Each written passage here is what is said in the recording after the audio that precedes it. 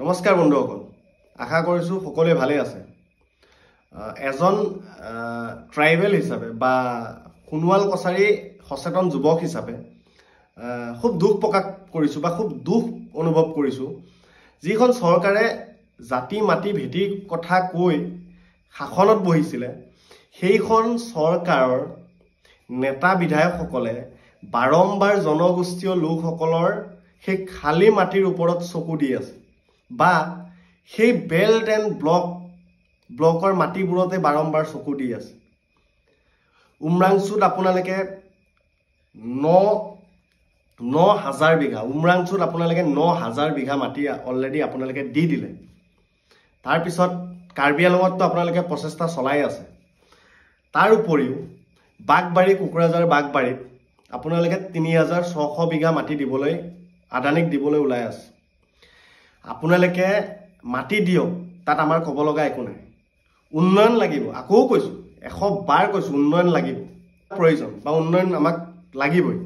গতিকে উন্নয়নৰ নামত আপোনালোকে সেই সহজ সৰল সেই জনগোষ্ঠীয় লোকসকলৰ মাটিৰ ওপৰত বাৰম্বাৰ চকু কিয়? আপোনালোকে যদি আদানীক যদি মাটি দিবলৈ আছে, তেন্তে সেই কাঞ্চনজুৰিত থকা বিঘাই বিঘাই মাটি, মানে 1000 বিঘা মাটি সেই কাঞ্চনজুৰিত আপোনালোকে দিয়ক, তাত আমাৰ ক'ব লগা একো নাই। আপোনালোকে উজনিত বিঘাই বিঘাই চাহপাত বাগান ক্ৰয় কৰি থৈছে, কিনি থৈছে, তাত আপোনালোকে আদানীক আপোনালোকে মাটি দিয়ক, তাত আমাৰ ক'ব লগা একো নাই। কিন্তু সহজ সৰল চিধা চাধা সেই ST মানুহৰ মাটিৰ ওপৰত বাৰম্বাৰ আপোনালোকে চকু কিয় দিয়ে? মুখ্যমন্ত্ৰী ডাঙৰীয়াক এটা কথা আমি সোঁৱৰাই দিছোঁ, আপোনালোকৰ চৰকাৰৰ দিনত এই জাগোনত সোণোৱাল কছাৰী গাঁও এখন উচ্ছেদ হৈছিলে। সেই গাঁৱৰ মানুহে বা সেই সোণোৱাল কছাৰীৰ লোকসকলে আজিৰ দিনত মাটিৰ পট্টা পোৱা নাই বা মাটিৰ পট্টা নাই। এইখন অসমত ট্ৰাইবেলটোৰ মাটিৰ পট্টা নাই, সেইটো মন কৰিব আপোনালোকে। আপোনালোকে এচিৰ ভিতৰত বহি বা সেই ডিব্ৰুগড়ত গৈ আপোনালোকে মিনি সচিবালয়ত বহি এচি ৰুমত বহি সেই আপোনালোকে কি কয় নহয়, কেবিনেট পাতি কফি চাহ খাই থাকিলে আপোনালোকে সেইবোৰ অনুভৱ কৰিব নোৱাৰে। আকৌ কৈছোঁ, আপোনালোকে বাৰম্বাৰ আপোনালোকে আদানীক মাটি দিব বিচাৰে, পতঞ্জলীক মাটি দিব বিচাৰে, আপোনালোকে দিয়ক। আকৌ কৈছোঁ, উন্নয়ন লাগিব, আপোনালোকক কৈছোঁ 100 বাৰ, উন্নয়ন লাগিব আৰু আপোনালোকে মাটি দিয়ক, আমাৰ ক'ব লগা একো নাই। কিন্তু ট্ৰাইবেল বেল্টৰ মাটি বা জনগোষ্ঠীয় লোকসকলে বসবাস কৰা মাটিখিনিতে আপোনালোকক কিয় চকু? সেইখিনি মাটিতে আপোনালোকৰ কিয় চকু? সেইটো আমাৰ প্ৰশ্ন।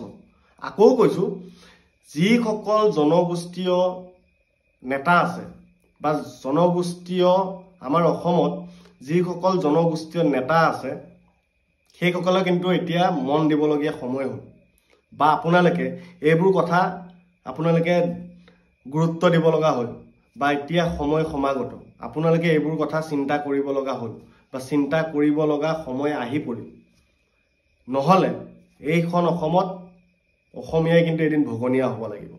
মানে ট্ৰাইবেলটোৰ থাকিবলৈ মাটি নাথাকিব আৰু ট্ৰাইবেল বেল্টত অনা অসমীয়াই এনেকৈ টেটু চেপাতি চেপি গোটেই মাটি ট্ৰাইবেল বেল্টৰ মাটি এনেকৈ টেটু চেপা দি এনেকৈ কব্জা কৰি ল'ব।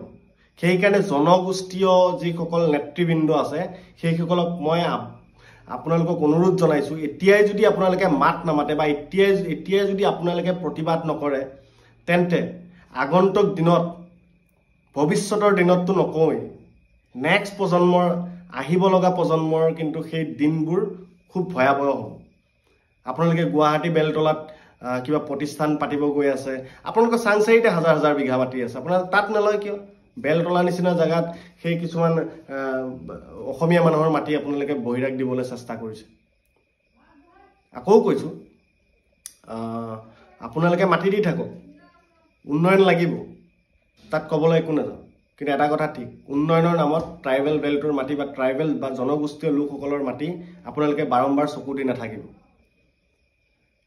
যুঁজ এখন হ'ব, এবাৰ যুঁজ এখন হ'ব। ধন্যবাদ। জয় আই অসম।